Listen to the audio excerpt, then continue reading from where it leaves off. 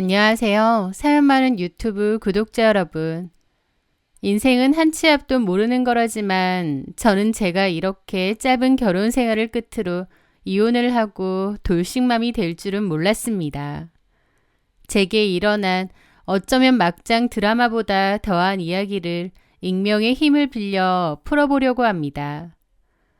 저는 현재 딸아이를 홀로 키우고 있는 30대 중반의 돌싱녀이고 한 홍보회사의 마케터로 일하고 있습니다. 저는 아는 지인을 통해서 전 남편을 소개받게 되었는데요. 법원에서 일하는 공무원이라고 하더라고요. 소개팅 자리에서 그 남자를 처음 만났는데 넥타이나 구두, 시계도 명품이고 많이 신경 쓰고 나왔더라고요. 차도 비싼 외제차를 타고 나왔고요. 상당히 멋을 많이 부리는 사람이구나 싶었습니다. 그런데 다소 가벼워 보이는 첫인상과 달리 대화를 해보니 생각도 깊고 또 마음의 상처도 있는 사람이었어요. 그 남자는 사실 전 여자친구랑 헤어진 지 반년밖에 안 됐다면서 그 여자랑 결혼까지 약속했는데 갑자기 이별 통보를 받았다고 하더라고요. 그래서 너무 힘들었는데 저를 만나니 그런 마음이 치유가 되는 것 같다고 했습니다. 사실 전 연인과 헤어진 지 얼마 안 된 사람을 만난다는 게 좀 부담스럽기도 했지만 워낙 대화도 잘 통하고 마음도 잘 맞아서 저는 그 사람에게 마음을 뺏기고 말았습니다. 그렇게 그 사람과 저는 몇 번의 데이트 이후 자연스럽게 연인 사이로 발전하게 되었죠. 사실 그 당시에는 연인이긴 해도 결혼까지 깊게 생각한 건 아니었어요. 그런데 데이트 도중 둘 다 술을 좀 과하게 마셨고 그 과정에서 저희 딸아이가 생기게 되었습니다. 임신 사실을 좀 늦게 알기도 했고 또 그 남자도 이렇게 된 거 결혼을 하자고 하더라고요. 그래서 예정에도 없는 결혼을 좀 급하게 준비하게 되었습니다. 좀 갑작스럽긴 해도 아이까지 가진 거 보면 운명인가 보다 싶어서 기꺼이 받아들였던 것 같아요. 그리고 결혼을 막상 준비하려고 하니 기대감과 설렘도 컸죠. 그런데 예비 시어머니를 처음 만난 날 저의 기대는 산산조각이 나버렸습니다. 저를 위아래로 훑어보는 그분의 시선이 어찌나 차갑고 날카롭던지요. 함께 한정식집에서 식사하는 자리였는데 남편이 잠시 화장실에 간 사이 그분은 제게 정말이지 듣고 있기 힘든 말들을 쏟아내기 시작했습니다. 우리 아들 공무원 시키려고 내가 갖은 노력 많이 했어요. 정한이 아빠는 10년 전에 죽었고 나는 따로 경제력이 없었거든. 네. 우리 집이 예전에 꽤 잘 살았어. 정한이 아빠가 사업을 크게 했거든. 나도 사모님 소리 듣고 살았는데 정한이 아빠가 그렇게 되고 나도 정한이 혼자 키워야 되니 집도 줄여가고 살림살이도 줄여가고 그러다가 지금 이렇게 된 거지. 어쨌든 우리 정한이는 엇나가지 않고 열심히 공부해서 저렇게 공무원도 됐고. 네, 어머님. 정말 대단하세요. 저는 그렇게 말씀드렸는데 어머님이 저를 보시는 표정이 엄청 싸늘하더라고요.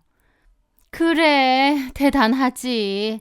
내가 우리 정환이 하나 보고 그 고생을 했으니 나는 우리 정환이 참 괜찮은 여자랑 짝지어주고 싶었거든. 마침 전에 정환이가 만난다는 여자가 참 조건이 좋더라고. 그러면서 전 여친 얘기를 하시는 겁니다. 민영이도 들었나 모르겠는데 예린이라고 우리 아들하고 1년 정도 사귄 여자친구가 있었는데 나도 얼굴만 잠깐 봤어. 참 예쁘고 똘똘해 보이는데 들어보니까 약대 출신이고 대기업 화장품 회사 연구원으로 일하고 있다대. 아버지도 교수라고 하고 애가 딱 봐도 기티가 흐르고 잘나 보이더라고. 어머님은 난데없이 남친의 전 여친 얘기를 하시는 겁니다. 듣는 저는 당연히 기분이 좋을 수가 없었죠. 무슨 표정을 지어야 할지 모르겠더라고요. 우리 정환이 짝으로 딱이다 싶었는데 헤어졌다지 뭐야. 그런데 갑자기 그 뒤에 민영이가 임신했다고 결혼하겠다고 그러대. 내가 솔직하게 한마디 하겠는데 민혁이는 결혼에 있어서 두 사람 수준이 맞다고 생각해? 네? 우리 정환이는 학교도 명문대 나오고 법원 공무원으로 일하잖아. 근데 민영이는 내가 들어보니 2년제 졸업해서 이름도 없는 그런 회사 다니고 있고, 내가 비교를 안 할래도 예린이랑 너무 비교가 되니까 솔직히 내 입장에서 민영이가 그렇게 마음에 들지는 않네. 예비 시모는 좀 전에 남친이 있을 때와 다른 표정으로 저에게 저런 말씀을 하시더라고요. 저는 거기다 대고 뭐라고 해야 할지도 모르겠고 표정 관리도 안 됐죠. 이런 것도 그래. 덜컥에 붙어 가지면 그만인가?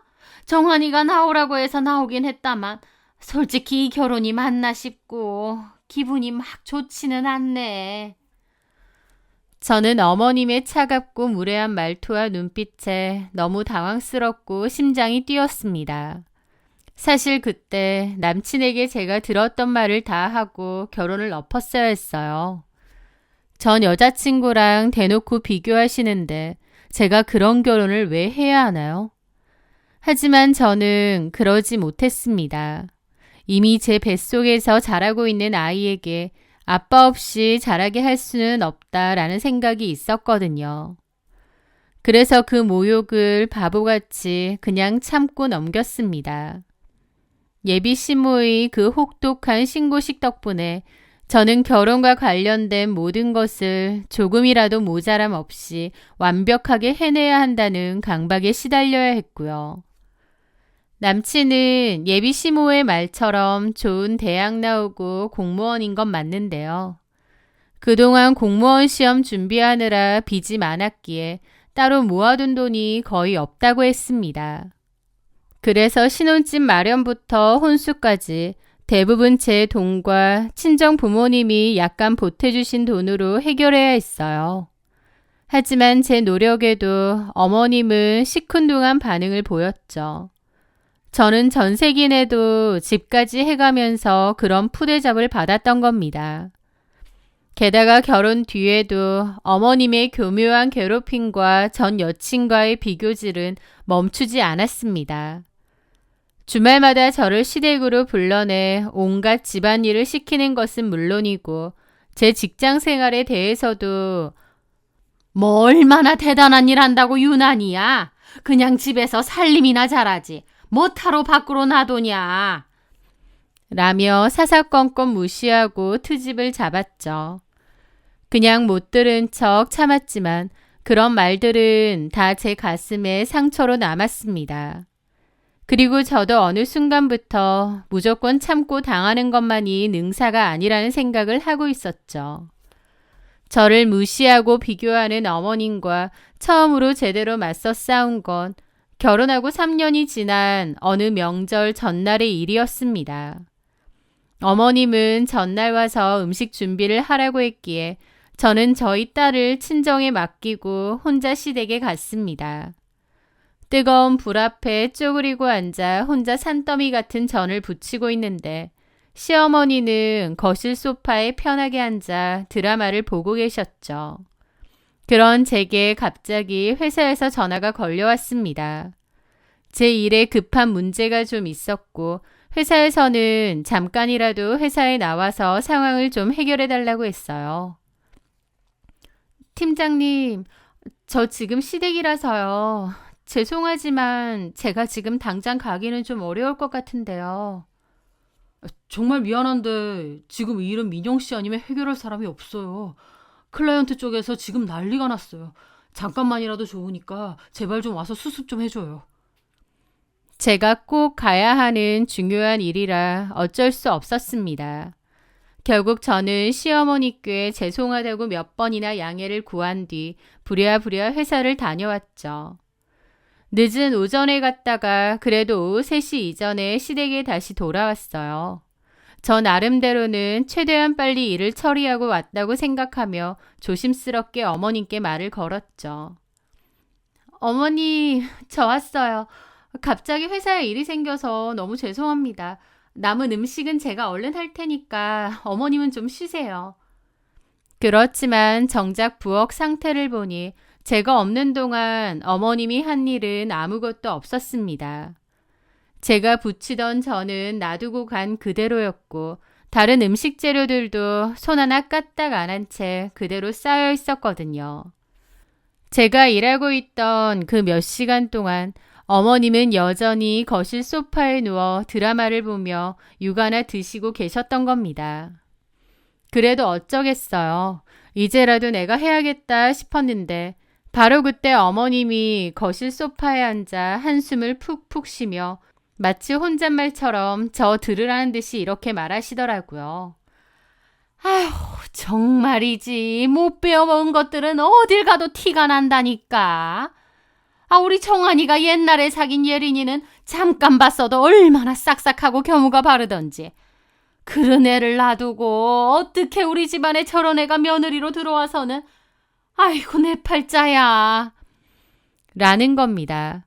어머님의 말에 저는 속으로 정말 해도 너무하시는구나 싶더라고요.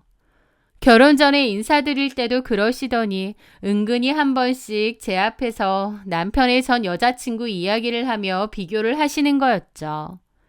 그때가 처음도 아니고 여러 번 있었던 일이었습니다. 전 며느리도 아니고 1년 사귀다 헤어진 전 여친인데 진짜 너무하시네 싶어서 저도 더 이상은 못 참겠더라고요.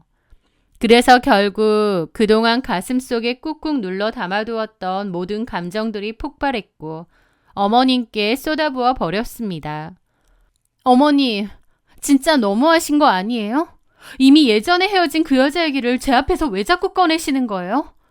정한 씨 옛날 여자친구가 얼마나 잘난 사람이었는지 모르겠지만 어쨌든 결혼해서 어머님 며느리 노릇하고 있는 건 바로 저잖아요.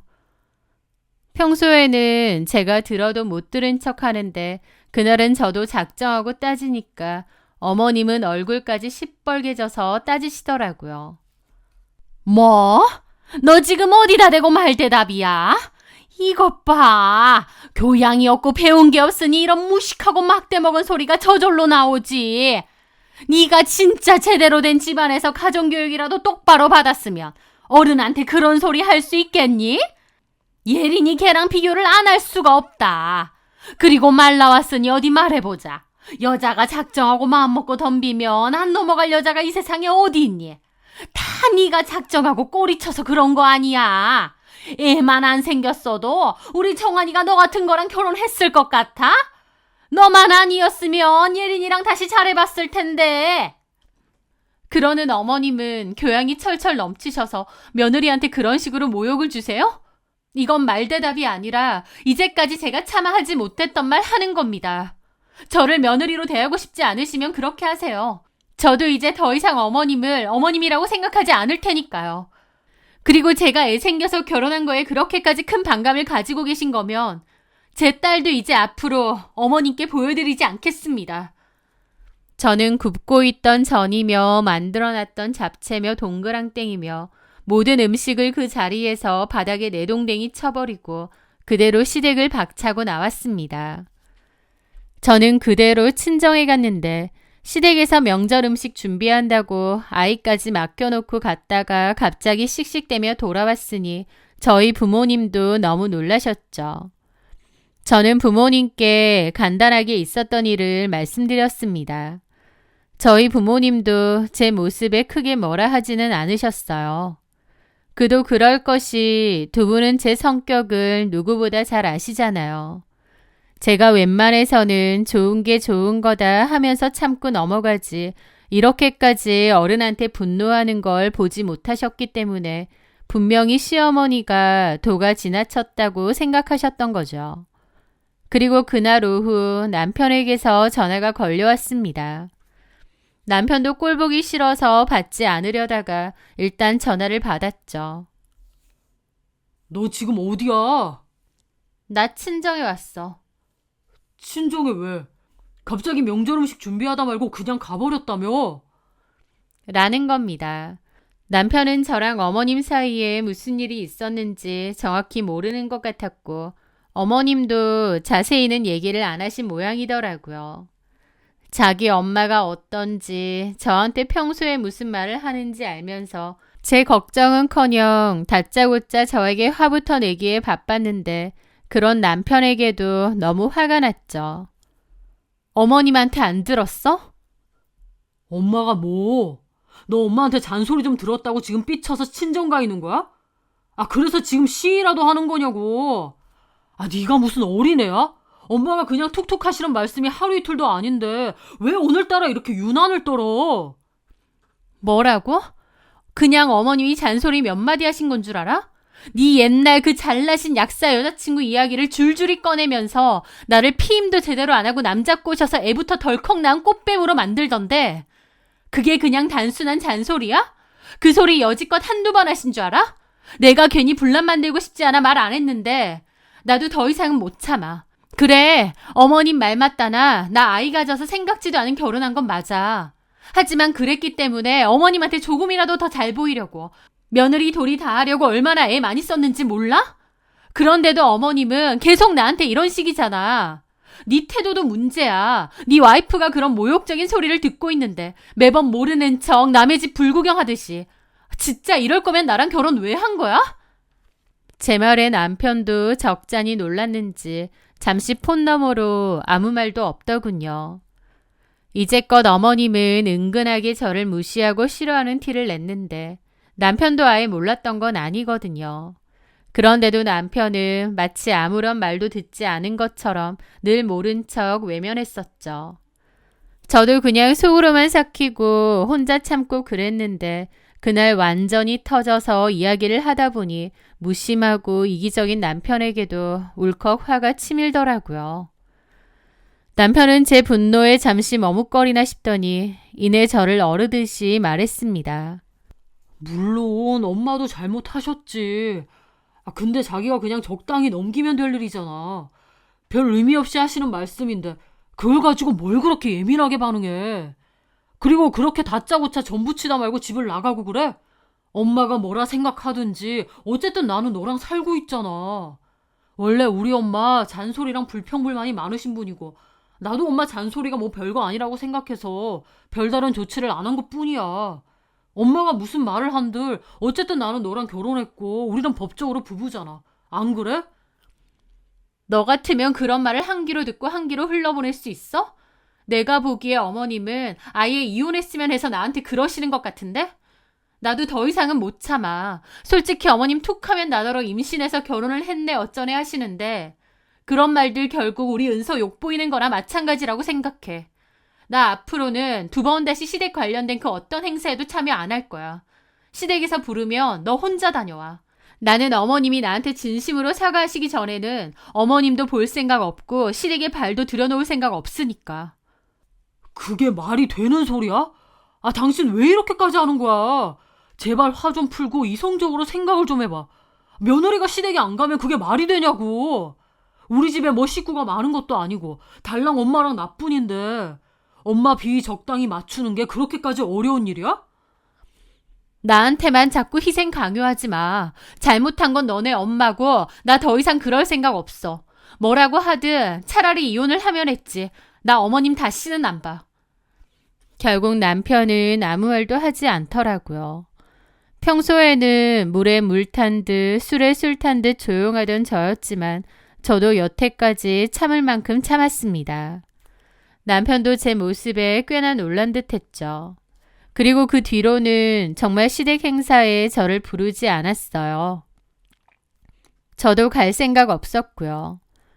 그때부터 저는 시댁에 가지 않게 됐고 명절이나 제사 같은 행사가 있을 때면 남편만 혼자 가게 되었습니다. 어머님이 남편에게 제욕을 얼마나 하실지는 알고 있지만 제가 직접 듣는 것도 아닌데 상관 있나요? 어쨌든 스트레스 근원이었던 어머님 얼굴을 직접 보지 않으니 속은 정말 편하더라고요. 그렇게 시댁과 선을 그으면서 제 결혼 생활은 아슬아슬하지만 그럭저럭 잘 유지되고 있었습니다. 다른 사람과 이렇게 척을 지고 사는 게 마음 편한 일은 아니지만 어쨌든 이렇게라도 하니 그동안 제가 그 어머님 때문에 얼마나 극심한 스트레스를 받았는지 새삼 깨닫게 되더라고요. 그런데 이 홀가분함이 오래 갈 거라고 생각한 것도 잠시, 정작 제 결혼 생활을 송두리째 무너뜨린 건 어머님이 아니라 바로 제 남편이었습니다. 하루는 남편이 핸드폰을 쓰다가 소파에서 잠이 든 거예요. 저는 핸드폰을 치워주려는데 화면이 켜졌습니다. 그런데 화면에는 어떤 여자 사진이 뜨는 거예요. 어떤 여자의 SNS였습니다. 모르는 여자의 SNS를 보고 있었다니 기분이 이상하더라고요. 그리고 그 여자 아이디에 있는 이름이 묘하게 낯이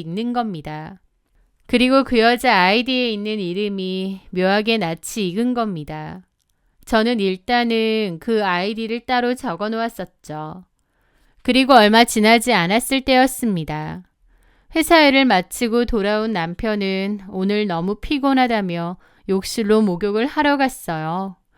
저는 아이와 틈틈이 놀아주면서 집안일을 하고 있었죠.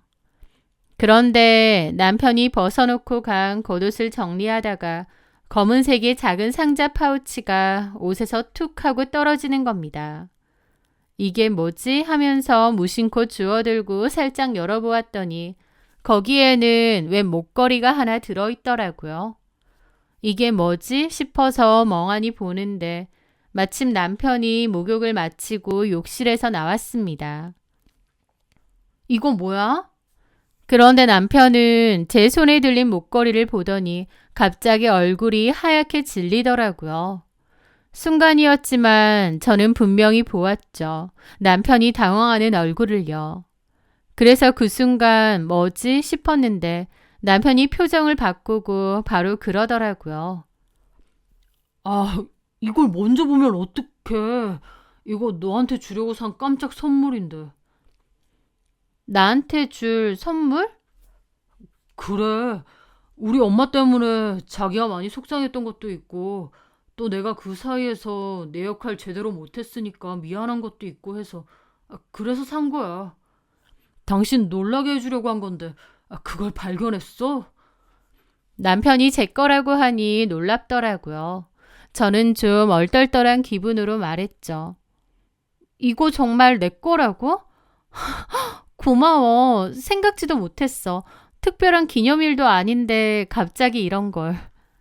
꼭 기념일이어야 선물을 주는 것도 아니잖아. 이리 와봐. 내가 해줄게. 그러면서 제 목에 그 목걸이를 채워주더라고요. 저는 제 선물을 준비했다는 게 고마우면서도 한편으론 좀 미심쩍은 겁니다. 근데 케이스도 없고 뭐 보증서 같은 것도 없어? 딱 봐도 꽤 비싸 보이는데. 케이스랑 보증서 당연히 있지. 근데 서프라이즈로 주려고 했는데 케이스에다 넣어오면 바로 들키잖아. 그래서 일부러 그랬지. 회사에 두고 왔는데 다음에 가져다 줄게. 어때? 마음에 들어? 거울 한번 봐봐. 저는 남편에게 이끌려 거울 앞에 섰습니다. 예쁘더라고요. 그리고 저를 위해서 선물을 샀다는 남편의 마음이 고맙기도 하고요. 고마워. 이쁘다. 잘 어울리네. 남편은 그때 어딘가 모르게 뜨뜨미지근한 표정이 스쳤지만 애써 그런 것까진 신경 쓰지 않았습니다. 지금 생각해보면 서프라이즈 선물이 먼저 들켜서 아쉬워하는 사람의 모습이 아니었는데 그때 저는 그냥 기분 좋게 그 상황을 넘어갔던 거죠. 어쨌든 남편에게 모처럼 받은 선물이다 보니 즐거운 마음으로 목걸이를 잘 하고 다녔습니다. 그리고 또 한편으론 남편도 이렇게 노력하니까 나도 좀 더 노력해야겠다 싶었고 마음이 좀 달라지더라고요. 어머님 일 때문에 남편과 제 사이가 좀 소원해지기도 했는데 그 일 이후에 저도 좀 노력을 하기로 했습니다. 그런 날들이 좀 지났던 어느 날이었어요. 머리를 묶으려고 정리를 하다가 실수로 목걸이를 같이 당겨버렸고 뚝 하는 소리와 함께 통증이 확 느껴지더라고요. 깜짝 놀라보니까 제가 너무 세게 당겨서 목걸이가 끊어진 거였습니다. 수리가 필요했기에 보증서를 챙겨 들고 주얼리샵까지 가게 되었습니다. 남편에게는 그 뒤에 보증서를 받았었거든요. 그런데 그 목걸이 브랜드 매장에 가고 있는데 공교롭게도 전화가 걸려왔어요. 다름 아닌 시어머니한테서요. 그때 그 사건 이후로 따로 연락은 안 했는데 그날 전화가 왔더라고요. 저는 고민하다가 받지 않았습니다. 그런데 그때부터 끊임없이 연달아서 계속 전화가 걸려오더라고요. 혹시 무슨 일이 있으신가 싶기도 했던 저는 마지못해 전화를 받았습니다. 네, 어머님. 안녕하세요. 넌 전화를 왜 이렇게 안 받니? 그 사건 이후로 제가 찾아가지 않고 연락도 안 한다고 분명 말씀드렸는데 아무 일도 없었던 것 마냥 저렇게 말하시더라고요. 지금 밖에 나와 있어서요. 그런데 무슨 일로 전화하셨어요? 네가 시댁에 오지 않는다고 했지만 그렇다고 네가 우리 집안 며느리가 아닌 건 아니잖니? 갑자기 그러시는 겁니다. 정말 이상한 말이었죠. 언제는 저랑 그 전 여친이랑 비교하면서 며느리 취급도 제대로 안 하시더니 오늘따라 유난히 저에게 며느리로서의 의무와 책임을 강조하시다뇨. 그 모습에 뭔가 이상함을 느낀 저는 시어머니께 본론부터 물었습니다. 그래서 무슨 일로 저한테 연락하신 건데요? 제 말에 어머님이 그러시더군요. 며느리한테 전화도 못하니? 며느리라고 하나 있는데 참 내 꼴도 서글프게 됐다. 각설하고 내가 얼마 전에 병원에 가서 정기검진을 받고 왔는데 간이 좀 안 좋다고 하더구나. 당장 큰 병은 아닌데 무리하면 안 된다고 신신당부를 하더라. 그래서 말인데 네가 그때 나한테 버릇없이 굴고 아나무인으로 굴었던 그때 일 내가 다 눈 감고 용서해 줄 테니 이제부터라도 집에 와서 집안일 좀 제대로 도와라. 맨날 오라는 건 아니고 2, 3일에 한 번씩 와서 청소 간단하게 좀 하고 밑반찬도 좀 해놓고 가고 그 정도는 네가 좀 해야 되지 않겠니? 명색이 며느리인데? 라는데 입이 떡 벌어졌습니다. 그때 저한테 그렇게 하신 거 사과하시려고 전화한 것도 아니고 당신 몸 아프니 집에 와서 집안일 좀 해달라고요. 와, 저를 얼마나 무시하고 있는 건지 기가 막히고 화가 나더라고요. 어머님, 저 어머님 안 뵙고 시댁에도 다시는 안 간다고 하지 않았나요? 그때 어머님이 저에게 함부로 말하신 거 사과하려고 전화하신 것도 아니고 어머님 집에 와서 집안일 하라고요? 어머님 정말 너무하시는 거 아니에요? 어머님은 도대체 저를 어떻게 생각하시는 거예요? 야, 너도 적당히 해. 내가 정원이 봐서 네 그따위 행동 눈 감아주고 있는 거야. 다른 집 같았어 봐. 진작 쫓아가서 네 머리채 잡았어. 어디서치 기분 나쁘다고 시댁도 안 오네. 시어머니도 안 보내. 그러고 있어. 네가 이러니까 내가 가정교육 얘기를 하는 거야. 그리고 시어머니가 아프다는데 어머님 괜찮으세요? 저 때문에 죄송해요. 그러지는 못할 망정. 뭐가 어째? 제가 뭘 죄송해야 되는데요? 저한테 비교되는 말 하시고 전 여자친구랑 비교한 건 어머님이신데요. 며느리도 자식이라고 했다. 너 시어머니한테 그 정도도 안 하려고 하니? 저 말고 진짜 자식한테 시키시면 되잖아요. 필요한 거 있을 때 정한 씨한테 직접 말씀하세요. 뭐가 어째? 야! 내가 이렇게까지 다 용서해주고 기회를 준다고 하는데도 너 이따위로 나와? 너는 정말이지 하나부터 열까지 정이 안 간다. 네, 그러면 저 이런 일로 부르지 마세요. 저 이만 끊겠습니다. 그리고 집안일 해주실 분이 정 필요하시면 차라리 돈 주고 가사도우미 아주머니를 부르세요. 그게 어머님 건강에도 그리고 저희 관계에도 훨씬 더 도움이 될 것 같으니까요.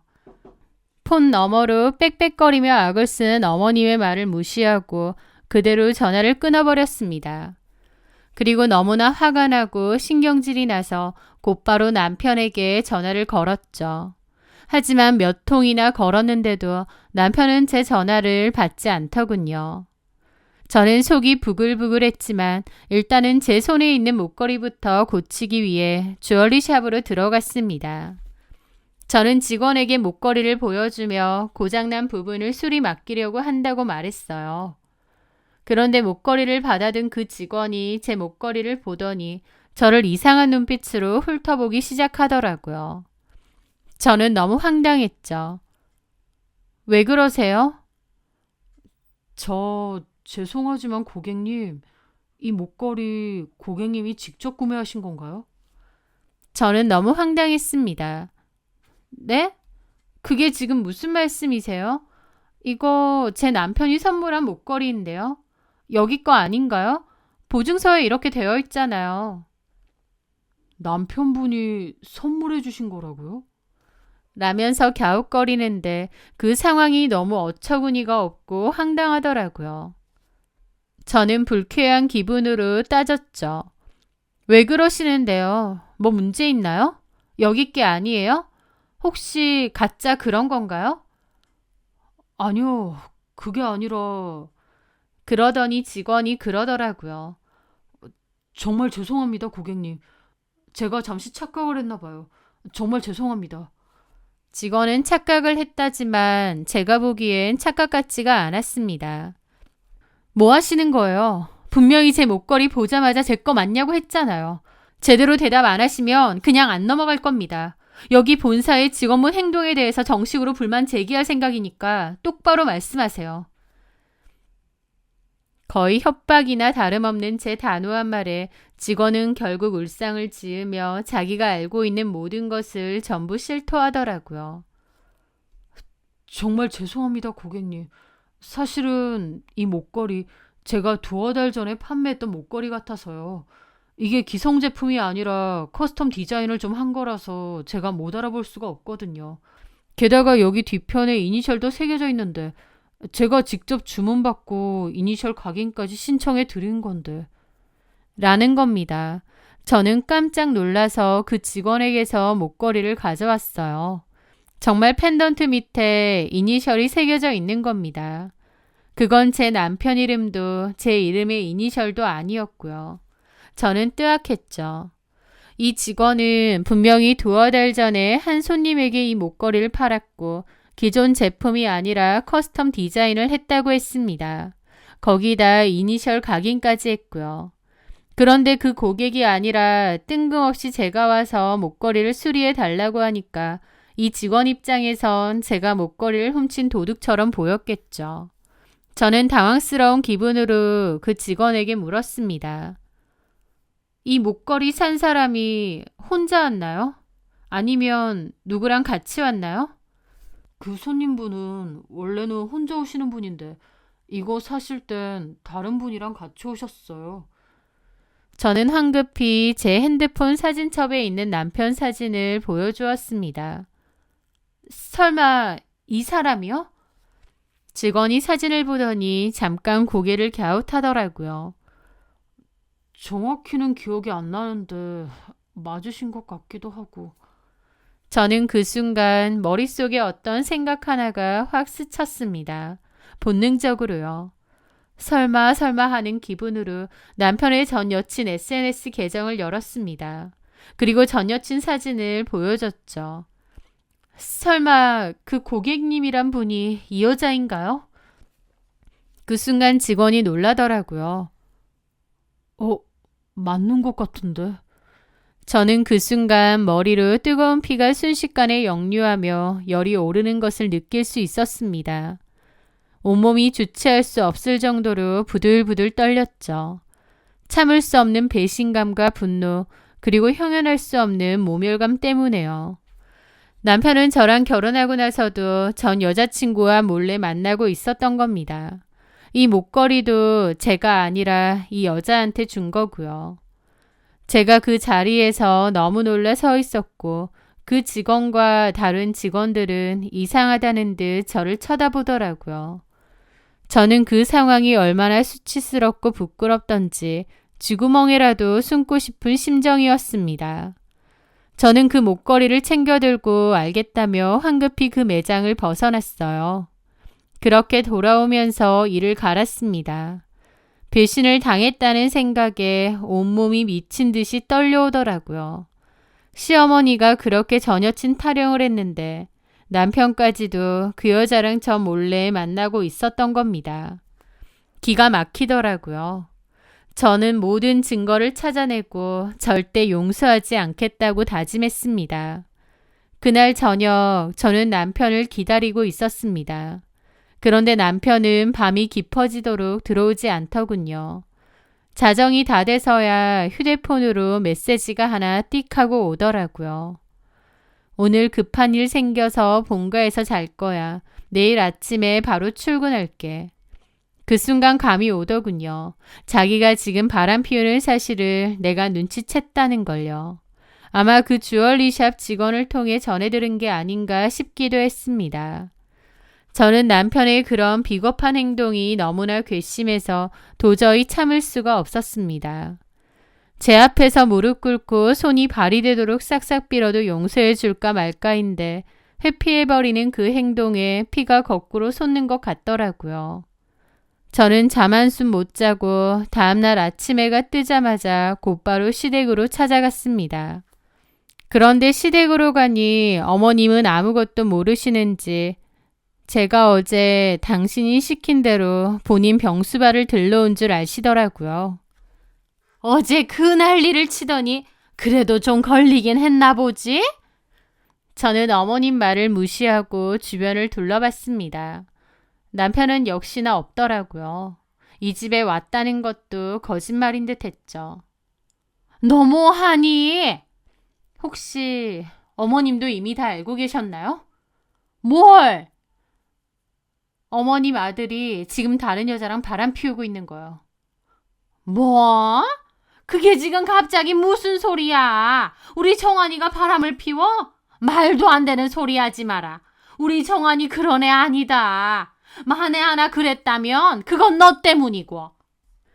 어쩌면 이렇게까지 아들 사랑이 극진하고 맹목적인지 아들이 바람을 폈어도 그 모든 원인 제공자는 바로 너다라고 말하는 그 모습이 참으로 기가 막히더라고요.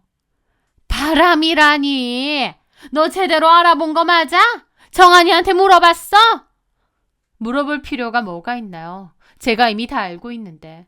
어머님 아들 비겁하게 집에도 안 들어오더라고요.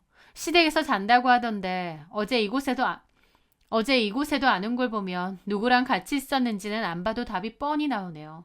어머님 축하드려요. 뭘 축하해? 남편이랑 바람난 그 상간녀가 바로 어머님이 그렇게 사랑에 맞지 않던 박정환의 전 여자친구거든요. 뭐라고? 좋으시겠네요. 저는 이제 이혼할 거니까 그 상간녀 며느리로 맞이하시고 앞으로 부탁할 거 있음 그 상간녀한테 말하시면 되겠네요. 얼마나 좋으시겠어요. 그렇게 그 상간녀를 그리워했는데. 참고로 저 그 둘이 불륜이라는 증거 차고 넘치거든요. 그걸로 상간소송할 겁니다. 법원 공무원이 상간소송이라 볼만하겠네요. 저는 어머님께 그렇게 빈정거렸습니다. 사실은 저에게 증거는 없었어요. 어제 사실을 알았는데 무슨 증거가 있었겠나요? 하지만 저는 너무 악에 받쳐 저렇게 말하고 집으로 돌아왔습니다. 그리고 그날 저녁 남편이 집으로 들어오더라고요. 남편은 아마 어머님하고도 통화했을 거고 제가 증거도 다 들고 있다고 생각하는 것 같았습니다. 일단은 외도 사실에 대해서 발뺌하면서 저를 살짝 떠보려는 것 같았죠. 뭔가 오해가 있나 본데 나 그 여자랑 그런 사이 아니야. 어머님한테 제대로 안 들었나 보네. 나 증거 다 있어. 우기지 마. 무슨 증거? 그럼 내가 증거도 없이 이러겠니?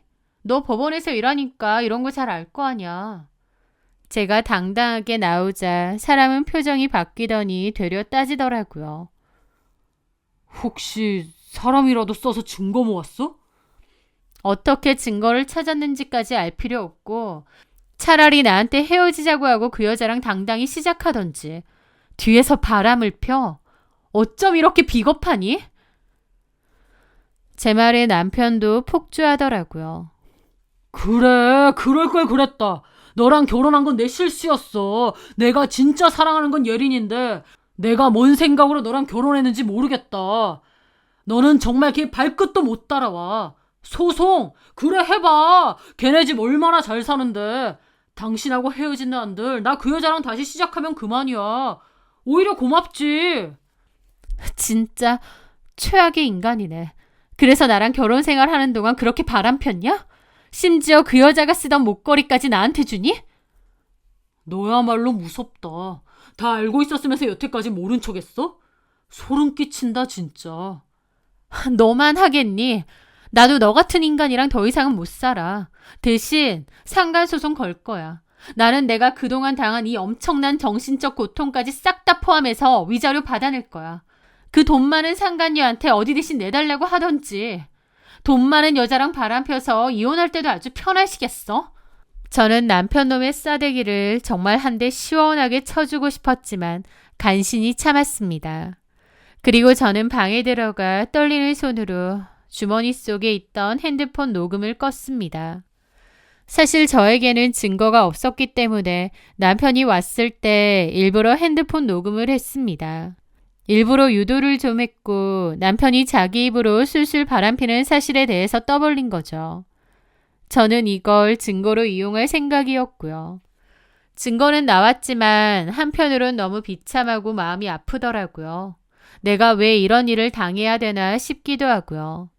눈물 나기 힘들었지만 그래도 내가 할 수 있는 건 다 하겠다고 마음 먹었습니다. 그 후 저는 곧바로 이혼 소송 및 상간 소송을 준비했습니다. 그런데 소송 준비를 하며 그 여자에게도 상간 소송을 걸려고 이것저것 따로 알아보게 되면서 경악할 만한 사실을 알게 되었습니다. 그 사실을 알게 되었을 때 박장대소를 하며 웃었던 것 같아요. 아, 이것들 진짜 똑같은 것들이구나 하면서요. 그 후 상간소송 소장을 보내고 그 상간녀에게 전화를 했었습니다. 소장 받았느냐고요. 그 상간녀도 아주 뻔뻔하게 나오더라고요. 어차피 헤어질 건데 꼭 이렇게까지 해야 되나요? 피차 피곤하게? 그래서 제가 여유롭게 그랬습니다. 피곤한 거 싫으면 합의를 하던가요. 합의요? 그래요. 합의금 충분히 주면 내가 소송 취하해 줄 수도 있어요. 그쪽도 상간으로 판결문 받는 것보다 이게 낫지 않아요? 그 상간녀는 잠시 고민하더라고요. 좋아요. 생각해보죠. 합의금은 내가 제시한 위자료보다 더 줘야 될 거예요. 뭐 그만한 돈은 있죠. 어차피 오빠가 줄 건데 누가 주든 무슨 상관이에요? 라는 겁니다. 그래서 제가 그랬죠.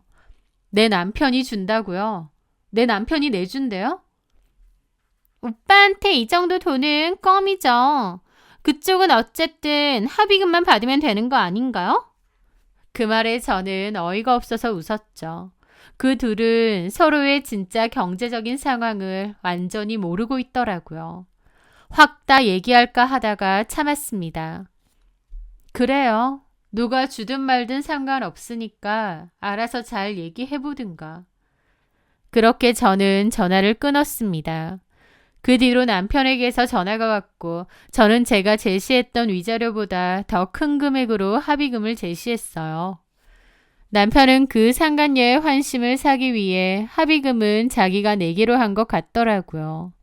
저는 합의금 넉넉히 받고 협의이혼으로 그 결혼 생활을 쪽냈습니다. 사실 합의금 유도도 일부러 한 거였어요. 제 입장에서도 증거가 있긴 하지만 좀 명확하지 않았기에 승소 여부를 판단하기가 애매했거든요. 그래서 차라리 합의금이라도 넉넉히 받는 게 나았던 거죠. 어차피 그 둘의 비밀은 제가 다 알고 있고 그 둘이 나중에 어떻게 될지는 불보듯 뻔했으니까요. 그렇게 저는 남편과 헤어졌습니다. 그리고 그들을 한동안 지켜봤는데 한두 달 동안은 카톡 프로필 사진에 꿀 떨어지는 달달함 가득한 커플 사진을 막 올리더라고요. 저는 비웃으며 그것들을 지켜봤죠. 그리고 언젠가부터 사진도 삭제되고 안 올리는 겁니다. 아, 이제 저 두 인간들이 서로에 대해서 알게 된 건가 싶기도 했죠. 그리고 나중에 지인을 통해 그 후일담에 대해서도 듣게 되었습니다. 저랑 이혼 후 그 둘이 본격적으로 재혼 준비를 하다가 서로에 대해서 다 알게 되었다는 것을요. 그 상간녀는 제 남편이 돈이 꽤 많은 줄 알더라고요. 남편이 겉으로는 있는 척하고 다니고 차도 비싼 외제차 끌고 다니고 돈도 잘 쓰고 다니니까요. 사실 그 차도 지 차가 아니고 유학 간 사촌형 차인데 말이죠. 시댁에 돈도 없고 있는 거라곤 그 낡고 오래된 전 시모의 집 하나밖에 없고 그 시모는 얼마나 아들 거리나요. 쥐뿔도 없는 집에 있는 거라곤 아들 부심밖에 없는 거죠. 그런데요. 속인 사람은 전 남편만이 아니었습니다. 저는 상간소송을 준비하면서 그 상간녀에 대해서도 알게 되었는데 그 상간녀는 더 본격적으로 남편을 속였거든요. 그 상간녀는 약사 출신의 화장품 회사 연구원이 아니었습니다. 약대 출신은커녕 2년제 듣도 보도 못한 대학을 나왔고 화장품 회사 정직원도 아니고 파견회사에서 나온 파견직이더라고요. 주로 커피 타고 복사하고 잔심부름하는 게 주요 업무라고 하더군요. 집이 잘 산다느니 어쩌느니 했지만 그런 것도 다 거짓말이었고요. 과거에 제 전남편하고도 사귀다가 헤어졌던 이유도 더 돈 많고 괜찮은 남자 물어서 갈아타려고 했던 것 같은데 그 남자가 상간녀의 진짜 모습에 대해서 다 알게 되고 깨졌던 것 같습니다. 그러면서 상간녀는 다시 제 전남편에게 연락을 했고 그 둘은 여지껏 만나왔던 거죠. 그러니까 서로 완전히 진실을 속이고 만났던 거고 또 서로 부자인 줄 알고 팔자 피려고 만났던 겁니다. 이게 얼마나 어이없고 우스운 코미디인가요? 저는 이혼 준비할 때 그 사실을 알았지만 그냥 모른 채 했습니다. 그리고 그 둘은 이제야 서로에 대한 실체를 알아차린 것 같았죠. 전 시모가 그렇게 아들의 전 여친을 아쉬워하면서 저를 비교해댔는데 지금은 어떤 표정을 지을지 직접 못 보는 게 아쉽더라고요. 어쨌든 전 남편은 강예린이 대기업 정직원 행세하면서 자신을 속였다고 생각해 강예린이 다니던 회사에 그 문제를 제기했나 보더라고요. 헤어지면 되지 그 와중에 그렇게까지 하는 전 남편도 진짜 구질구질하고 무서운 인간이구나 싶었습니다. 그 일로 강예린은 화장품 본사에서 사측 문제로 경찰 조사받고 파견회사에서도 잘린 것 같은데 그런 일을 당한 강예린도 가만히 참지는 않았던 것 같습니다. 박정환 직장의 외도로 인해 이혼했다는 사실을 터뜨린 거죠. 박정환은 공공기관에서 일했기 때문에 공무원 품위 유지 조건이 있는데요.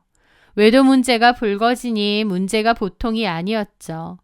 그 일로 둘이서 눈에 쌍심지 켜고 피 튀기며 싸우는 모양인데 똥과 설사의 싸움이 아닌가 싶더라고요. 서로 팔자 피려고 불륜까지 저질렀는데 알고 보니 똑같은 인간들이었다는 걸 알게 된 기분이 어떨지 상상만 해도 너무 웃기더라고요. 게다가 사는 동안 툭하면 전 여친이랑 저를 비교하던 전 시모. 그렇게 그리워하고 아쉬워하던 전 여친이 완전 사기꾼이나 다름없었다 생각하니 전 시모의 꼴도 너무 우습더라고요. 그 뒤로 양육비 문제 때문에 어쩔 수 없이 전 남편을 몇 번 더 만났었는데 여전히 그 두 사람은 서로에게 책임을 떠넘기며 싸움 중이라고 했습니다. 직장에서도 징계를 먹고 주변에 소문까지 다 나서 너무 힘들다며 저한테 자신의 처량한 신세 한탄을 하던데 어이없는 웃음만 나오더라고요. 이혼 소송 후 저는 위자료 두둑하게 받고 딸아이 양육권도 가져와서 현재는 딸과 함께 새롭고 평화로운 삶을 시작하고 있어요. 저 남편의 그 지독한 배신의 영향이 너무나 컸던 탓에 아직까지 재혼 생각은 크게 없습니다. 아이를 위해서 아빠가 있었으면 좋겠다는 생각을 가끔 하기도 하지만 전 남편 같은 인간을 또 만날까봐 겁이 나서 엄두가 안 나네요. 또 남편 없어도 제 딸과 둘이서 행복하게 잘 살 수 있기도 하고요. 더 늦기 전에 그 이기적이고 파렴치한 남편놈과 헤어질 수 있어서 정말 천만다행이라는 생각을 해요. 이혼 초반에는 싱글맘으로 직장일 하랴 어린애 보랴 몸이 2개라도 모자랄 정도로 힘들 때도 많았습니다. 물론 경제적으로 아주 넉넉하지는 않지만 제 마음은 그 어느 때보다 더 평화롭고 자유로워진 것 같아요. 제가 가장 힘들었을 때 곁에서 묵묵히 저를 지탱해 주셨던 소중한 분들에게 진심으로 감사한 마음으로 하루하루를 살아가려 합니다. 끝까지 들어주셔서 정말 감사합니다.